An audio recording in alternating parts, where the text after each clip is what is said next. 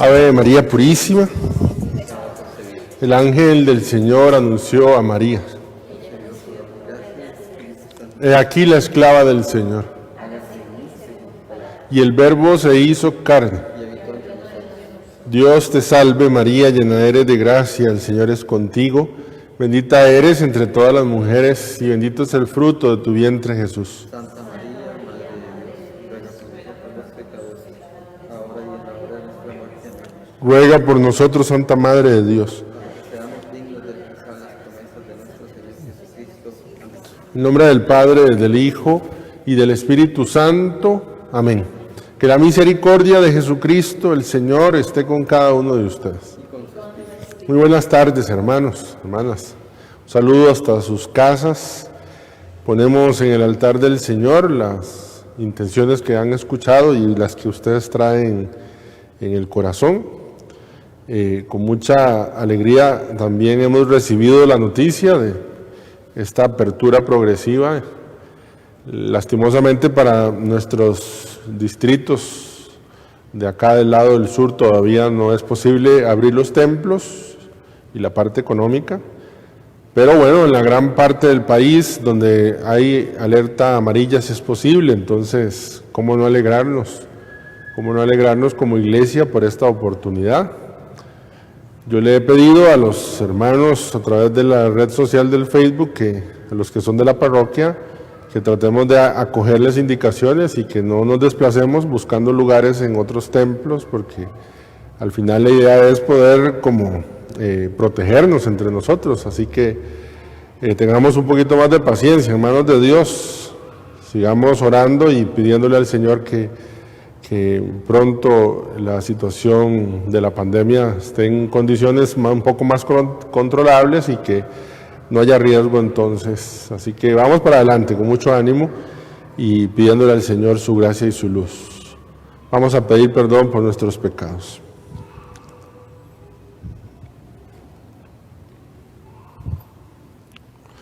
Digamos juntos: yo confieso ante Dios Todopoderoso y ante ustedes, hermanos, que he pecado mucho de pensamiento, palabra, obra y omisión. Por mi culpa, por mi gran culpa. Por eso ruego a Santa María, siempre Virgen, a los ángeles, a los santos y a ustedes, hermanos, que intercedan por mí ante Dios nuestro Señor. El Señor Todopoderoso tenga misericordia de nosotros, perdone nuestros pecados y nos lleve a la vida eterna. Amén. Señor, ten piedad. Señor, Cristo, ten piedad. Señor, ten piedad.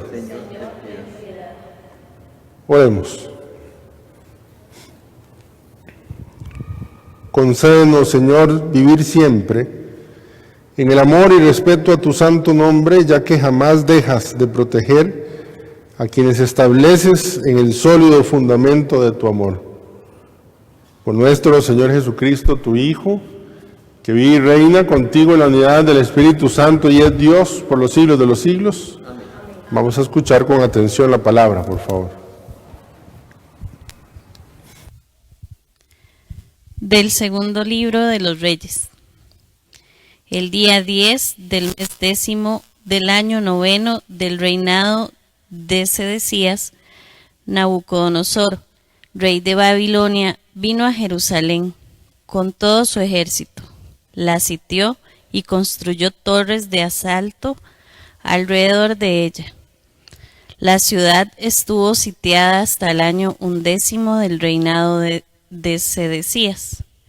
El día 9 del cuarto mes, cuando el hambre había arrecido en la ciudad y la población no tenía ya nada que comer, abrieron una brecha en la muralla de la ciudad. El rey Sedecías y sus hombres huyeron de noche por el camino de la puerta que estaba entre los dos muros del jardín del rey, y ocultándose de los caldeos que tenían cerca a la ciudad, escaparon en dirección al desierto. El ejército caldeo persiguió al rey y le dio alcance en los llanos de Jericó, donde su ejército se dispersó y lo abandonó. Los caldeos capturaron al rey y lo llevaron a Riblá, donde está Nabucodonosor, rey de Babilonia. quien lo sometió a juicio. Nabucodonosor hizo degollar a los hijos de Sedecías en su presencia. Mandó que le sacaran los ojos y lo condujo encadenado a Babilonia.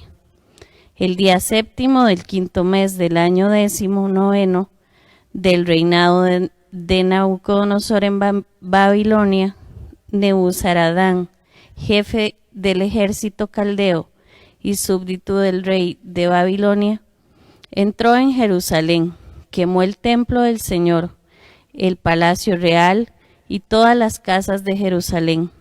Los soldados caldeos que estaban con el jefe del ejército destruyeron las murallas que rodeaban la ciudad. Nebuzaradán deportó al resto de la población y también a los que se habían rendido al rey de Babilonia, y solo dejó a algunos campesinos pobres para trabajar las viñas y los campos. Palabra de Dios.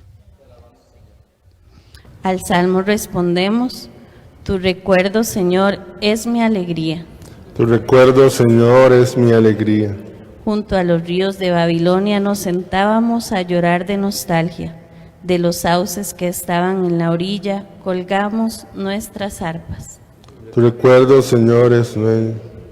Aquellos que cautivos nos tenían pidieron que cantáramos. Decían los opresores: algún cantar de Sión, alegres cántennos.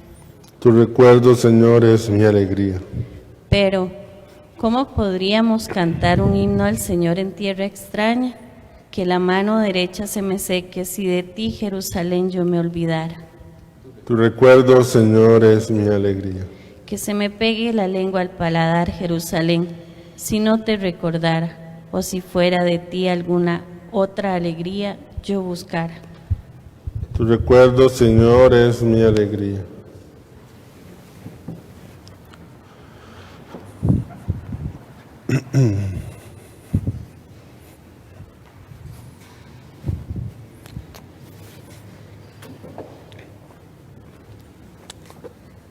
Aleluya, aleluya. Cristo hizo suyas nuestras debilidades y cargó con nuestros dolores. Aleluya, aleluya. El Señor esté con ustedes. Lectura del Santo Evangelio según San Mateo. En aquel tiempo, cuando Jesús bajó de la montaña, lo iba siguiendo una gran multitud. De pronto se le acercó un leproso, se postró ante él y le dijo: si quieres, puedes curarme. Jesús extendió la mano y lo tocó, diciéndole: sí quiero, queda curado. Inmediatamente quedó limpio de la lepra. Jesús le dijo: no le vayas a contar esto a nadie, pero ve ahora a presentarte al sacerdote y lleva la ofrenda prescrita por Moisés para probar tu curación. Palabra del Señor. Por las palabras del Santo Evangelio.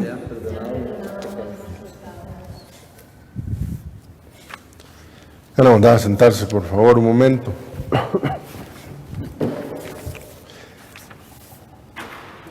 Hemos terminado la lectura del Sermón de la Montaña, capítulos 5, 6 y 7. Estamos iniciando hoy capítulo 8, versículo 1. Este milagro, de los 10 milagros que vamos a escuchar en esta serie de milagros que nos va a contar Mateo. Estamos escuchando el primero. El interés de Mateo es contarnos, mostrarnos que Cristo no es un profeta solo de palabras, sino en obras. Y por eso inicia contándonos sobre la curación de este leproso. Yo quisiera hacer notar las acciones que hace el leproso. Creo que conocemos el contexto de la lepra, la enfermedad, la implicación social que consistía. Tenían que apartarse, tenían que vivir afuera, sonar una campana para que la gente supiera que era leproso, etcétera. Y fíjense lo que hace este leproso, porque qué bueno es identificarnos como esta persona necesitada también. Son 3 acciones las que hace. La primera dice, de pronto se le acercó un leproso. Es decir, lo primero que hace el leproso es acercarse a Jesús. Lo segundo, dice, se postró ante él. Y lo tercero, le dijo, le hace una petición. Creo que en la vida espiritual esto es un itinerario no solo de un día, sino de una espiritualidad. Nosotros tenemos que buscar acercarnos a Jesús. El pecado hace que nosotros nos alejemos. Es muy interesante, por ejemplo, la parábola del hijo pródigo. El hijo menor lo primero que hace es, dice, y se fue a un país lejano. Él no se quedó en el mismo pueblo gastando mal la plata de su padre o la plata de su herencia. Dice, no, lo primero que hace, dice el texto, irse a un país lejano. Es decir, fíjense el efecto contrario. El pecado me aleja, el deseo de Dios hace que yo me acerque. Y Padre, ¿a dónde me acerco? Bueno, podemos decir principalmente a los sacramentos, pero podemos decir a la palabra de Dios, podemos decir a los hermanos necesitados, podemos decir, pues por supuesto, a los sagrarios, acercarnos. Es decir, cuando una persona reconoce su lepra y quiere salir de su lepra, tiene que hacer esfuerzos para acercarse a Dios. Estoy consciente yo, por lo menos en mi vida espiritual, que cuando yo estoy en medio de una lepra, el primero que me invita a alejarme es el diablo, ¿verdad? El diablo. El director espiritual, yo ya le conté a ustedes del seminario, siempre nos decía que como los seminaristas salíamos el fin de semana y normalmente cuando regresábamos, lo primero, la puerta del seminario, lo que uno entra y está la puerta de la capilla, entonces lo primero que hace es saludar a Jesús.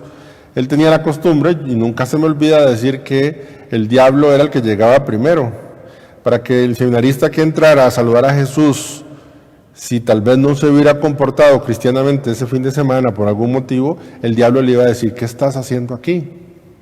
¿Verdad? Alejarse. El esfuerzo que hace el leproso es acercarse. Y digo esfuerzo porque el leproso conocía la ley. Y la ley al leproso le decía que tenía que estar lejos. Es decir, no es algo que le brota a uno frente a la lepra. Frente al pecado no es algo que uno le brote. Tiene que hacer un esfuerzo. Por eso ahí es donde la fuerza de voluntad se necesita cuidar, ¿verdad? Bueno, este leproso hace eso. Segunda cosa que hace, dice, se postra. Postrarse hace referencia a toda la dimensión espiritual. Claramente la postura física, postrarse, es de rodillas, pegando la cabeza al piso, ya sea totalmente acostado en el piso o con la genuflexión profunda pegando la cabeza al piso. Esto es más que una posición física, que por lo menos me parece un poco incómoda.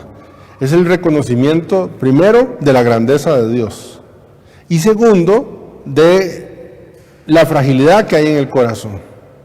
Es decir, el leproso tiene que acercarse a Dios reconociendo su lepra.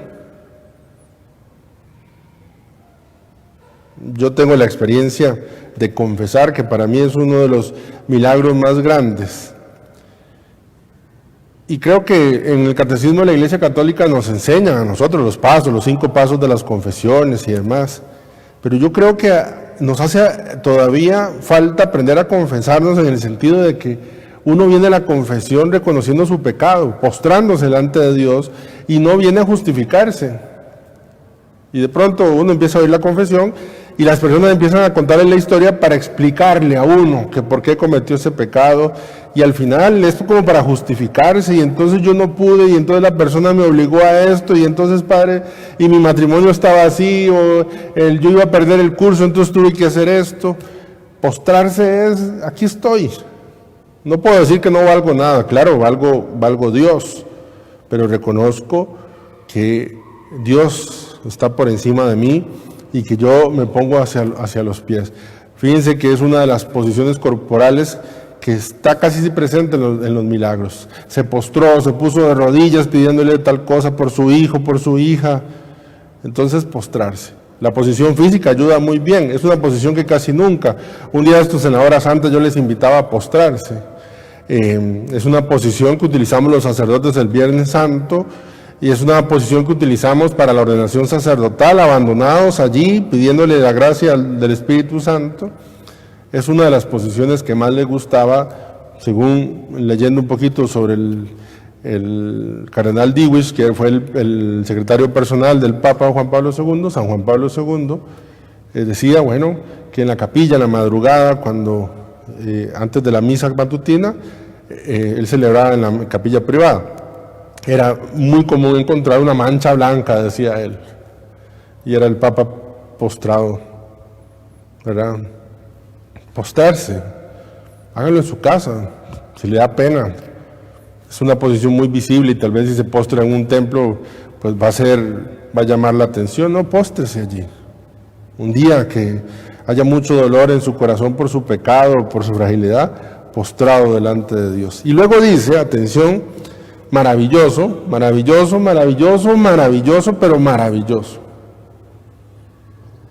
No podemos tener la idea del sufrimiento físico que era la lepra,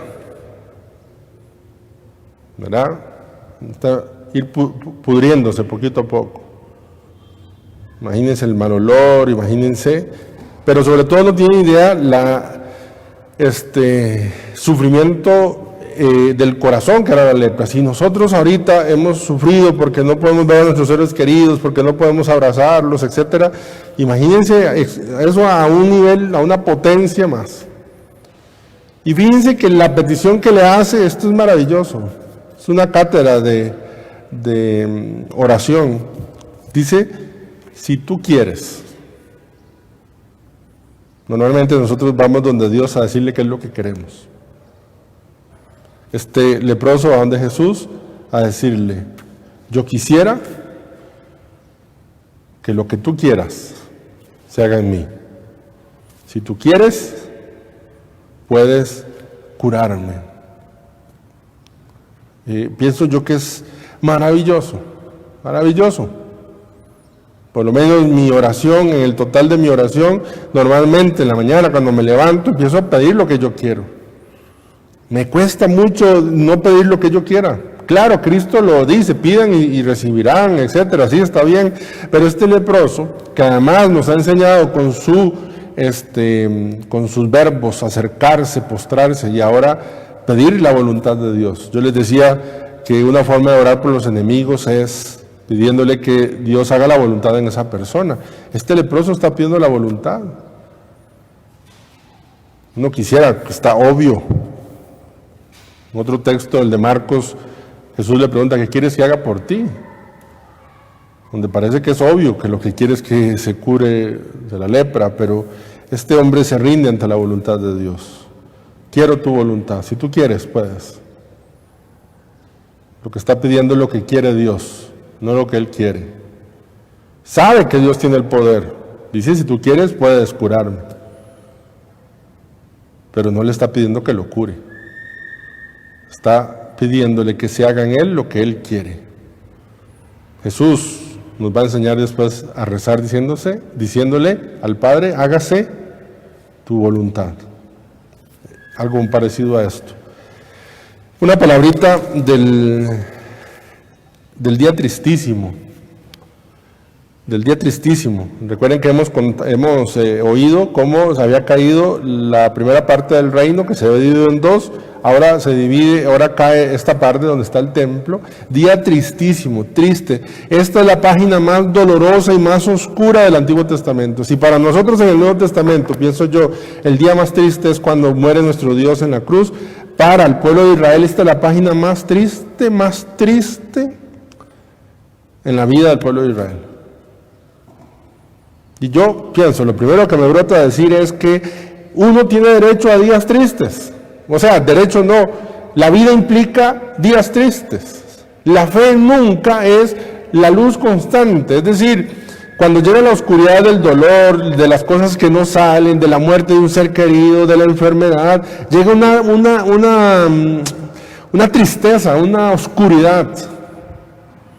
Padre, pero ¿y entonces la fe para qué sirve? Es para que en esa oscuridad, como cuando usted está en su casa de noche, se va la luz, ¿verdad? Inmediatamente se va la luz, usted no ve absolutamente nada.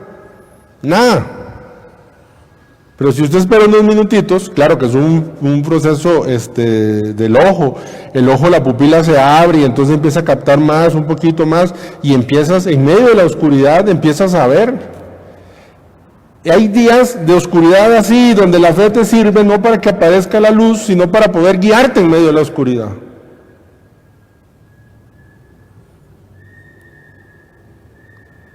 Y yo pienso que estos episodios bíblicos quedan allí para que a nosotros nunca se nos olvide que eso es parte de la vida de la fe. No siempre puede ser día, pero siempre la luz puede estar dentro de nuestro interior. ¿Cuántos desearíamos que no hubiesen esos días? ¿Cuántos? Pero es parte también de nuestro existir, no lo podemos negar, está allí. Esta página está aquí también para recordarle al pueblo de Israel las consecuencias de alejarse de Dios. El año pasado tuve la bendición de ir a Polonia. El año antepasado de ir a Polonia, o hace 3 años. Tenía muchísimos deseos de ir al Santuario de la Divina Misericordia y muchísimos deseos de ir a Auschwitz, en Birkenau. Primero porque el lugar de un santo mártir como San Maximiliano María Kolbe, como D. Stein, como ahí estuvo encarcelado Víctor Frankl, era un lugar, y además 1.100 millones de judíos muertos en ese lugar.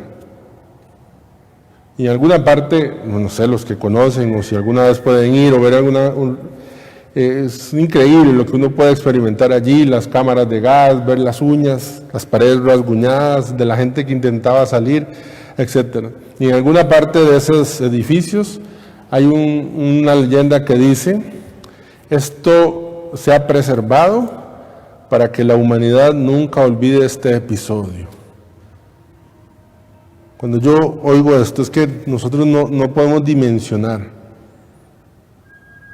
No podemos dimensionar. Cuando yo oigo esto, yo sé que Dios nos dice de alguna manera: esto quedó escrito para que nosotros no olvidemos que el hombre, si se descuida, se aleja de Dios. Y cuando se aleja de Dios, recuerdan los castigos, hay consecuencias que le llevan a esto. Ciertamente nadie experimenta por cabeza ajena, pero a veces nos hace muy bien escuchar las cabezas ajenas para poder nosotros aprender un poquito de este experimento. Termino diciendo, ¿cuál fue la táctica? ¿Cuál fue la táctica de Nabucodonosor para conquistar esta parte del reino que era un poquito más fuerte? No sé si pusieron atención.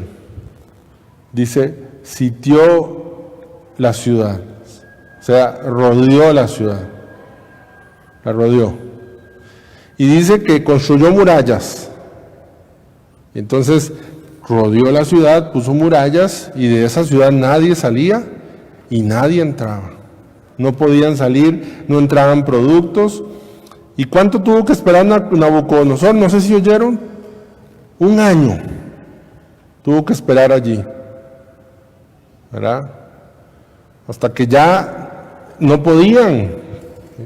Dicen los historiadores bíblicos, los historiadores del pueblo de Israel, fuera extrabíblicos, que incluso hasta parece que se practicó canibalismo de la gente que moría ahí, del hambre que tenía, porque la ciudad estaba rodeada. Bueno, ¿qué sucedió? Dicen, abrieron un boquete y escaparon algunos. Nabucodonosor, para darle una lección, mató a los hijos del rey Sedecías y a Sedecías le sacó los ojos, según hemos escuchado. Yo estaba leyendo y pensaba, esa es la técnica del diablo: rodear, situar, encerrarlo a uno y encerrarlo, y lo encierra a uno. Y ahí lo tiene encerrado. ¿Cuánto? El diablo espera. Yo recuerdo que mi abuela decía que del diablo se aprendía la paciencia. Si hay alguien paciente, es el diablo. Ahí está.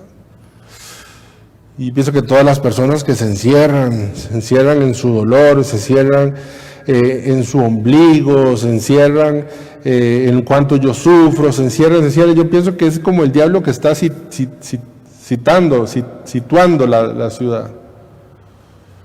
Y ahí cayó, 1 año esperó. Si de pronto hoy la palabra de Dios te dice, cuidado, porque yo siento que mi corazón está encerrado en mi dolor, está encerrado en mi deséxito, está encerrado en mi lujuria, está encerrado en mis pensamientos, hoy la palabra de Dios nos dice, así mismito cayó el pueblo de Israel. Esa fue la técnica, encerrarles. Y encerrado, lograron la desesperación, y un corazón desesperado aparece el Nabucodonosor, ¿verdad? Que se llama el diablo y nos saca los ojos y mata a nuestros hijos, según hemos escuchado.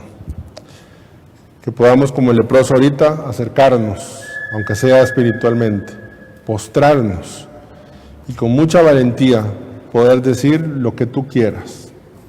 Tienes el poder de todo, incluso el poder de lo que más deseo en este momento. Pero si lo que más deseo en este momento no es posible, no por vos, sino por las otras personas o por lo demás, lo que tú quieras, Señor.